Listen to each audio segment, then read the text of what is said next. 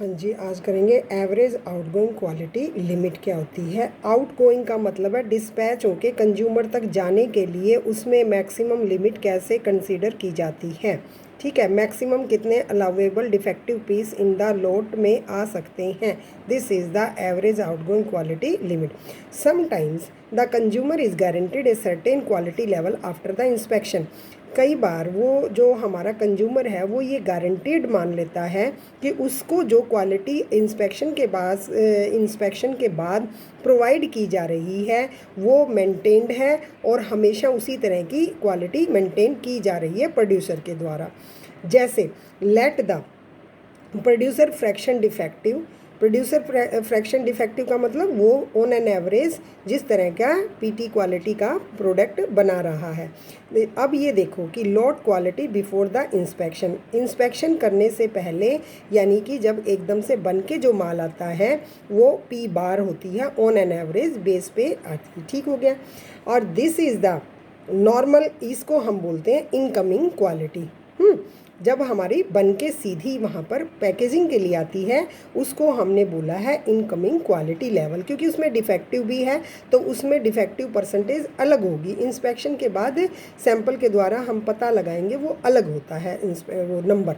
The fraction defective of the lot after inspection is known as outgoing. जब inspection कर लेते हैं और उसके अंदर डिफेक्टिव डिज़ायरेबल पीस आते हैं कि हाँ इतने तक अलाउेबल हैं, तो उसको हम बोलते हैं आउटगोइंग क्वालिटी, कि ये हमारी outgoing quality of the lot है। The expected fraction defective remaining in the lot after the application of sampling inspection plan is termed as average outgoing quality, यानी कि एक्सपेक्टेड फ्रैक्शन डिफेक्टिव उस लोट में रह गए हैं इंस्पेक्शन करने के बाद भी और फिर उसको पैक कर दिया गया है, उसको बोलते हैं एवरेज आउटगोइंग क्वालिटी।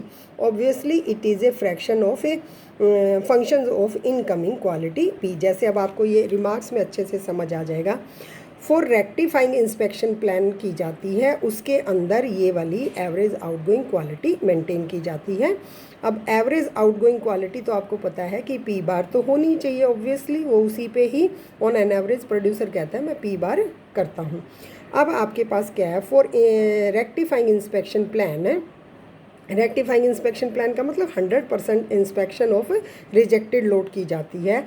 तो एवरेज आउटगोइंग क्वालिटी वैल्यू किस फार्मूले से निकाली जाएगी।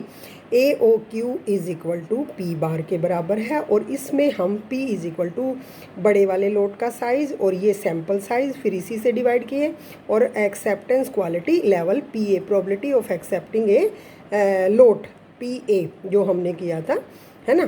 तो अब हमारे पास ये सारी की सारी हम डालेंगे तो हमें पी बार दिखाई दे जाएगी।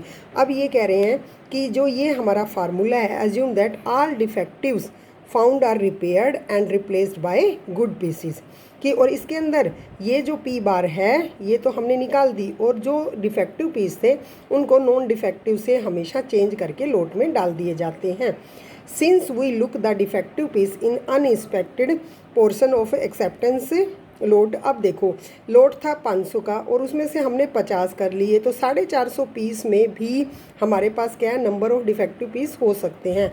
Since P is the probability of finding a defective, there are on an average P into में n-n% हमारे पास डिफेक्टिव इन द लोट में मिलेगी।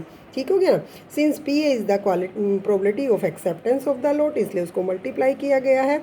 तो इस तरह से हमारा ये वाला AOQ इस तरह से बनता है।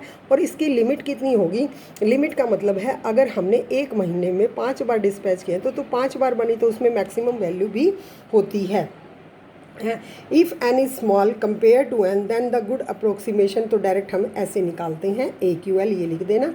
और अगर हमारे पास ये बड़ा है तो वो उस फार्मूले से हम किया जाता है। ठीक है, अब ये वाली चीज़ आप इसमें नहीं लिखोगे, this formula is not generally used, ये सारा कुछ भी नहीं लिखोगे, ये सारा नहीं लिखोगे। अब ये वाला एक एग्जांपल दे दोगे कि 1 माइनस में PA इंटू में P is the probability of rejection of lot when the lot is rejected, ये वाली चीज़ आप लिखोगे। Rejected after sampling inspection and is subjected to 100% inspection. अगर हमारे पास 1 माइनस PA का मतलब क्या हो गया कि जो हमारे पास AQL घटा देंगे उसके अंदर, और ये हमारी रिजेक्टेड की हो जाएगी AQ की वैल्यू, यानी कि एवरेज आउटगोइंग क्वालिटी इज़ 0, क्योंकि रिजेक्ट हो गया है लोड।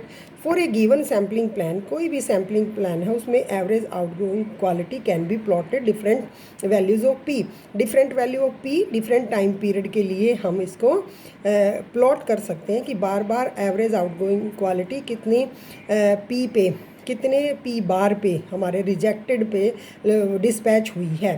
तो एवरेज आउटगोइंग क्वालिटी क्या हमारे पास क्या बनता है, इधर P ले लेते हैं और इधर एवरेज, तो इसमें मैक्सिमम लिमिट भी बनती है और फिर इसमें इस तरह से कम होती जाती है। तो यहाँ पर हमारे पास ये जो मैक्सिमम AOQL की लिमिट बनी, जैसे हमारे पास ये जो था इसके अंदर if P is equal to 0, P 0 का मतलब क्या हो गया, प्रपोर्शन डिफेक्टिव है ही नहीं, द लोड इज़ 100% ओके है, then the AQ is 0 and if P1 is 1 lot is 100% defective, यानी कि श्योर है P1 के मैक्सिमम है। तो इस वजह से, तो इस तरह से हमारे पास ये सारी की सारी चीज़ें हमारे पास क्या आ गई, ये यहाँ से आप बस ये वाली और ये लिख दोगे।